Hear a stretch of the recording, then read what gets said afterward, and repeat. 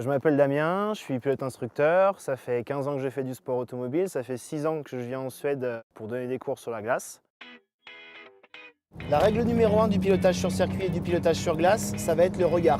C'est anticiper et regarder très loin les points qui nous intéressent.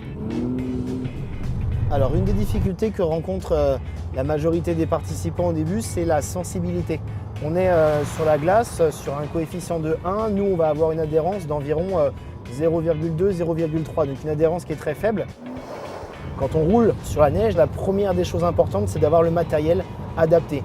Nous, on roule sur la glace, on utilise donc des pneus cloutés. Si on avait à rouler sur la neige en France, il faudrait s'adapter et avoir des pneumatiques qui sont ce qu'on appelle des thermogommes. Autre chose importante, si on a à rouler donc toujours sur la neige, essayez le plus possible de rouler de façon souple. On va chercher à rester dans l'adhérence du pneumatique et pour ça, on va essayer d'être le plus souple, le plus fluide possible. Et en fait, ça demande une très grande sensibilité de toutes les commandes.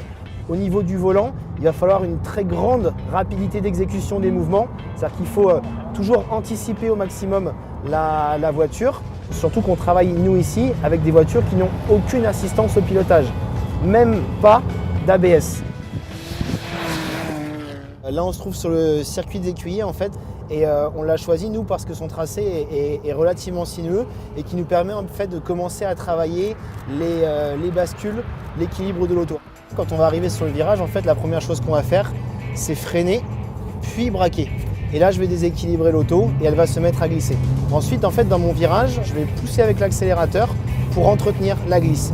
Ma voiture pivote, je contre-braque et en fait, je vais pousser et mettre l'avant de ma voiture dans l'axe de la sortie du virage.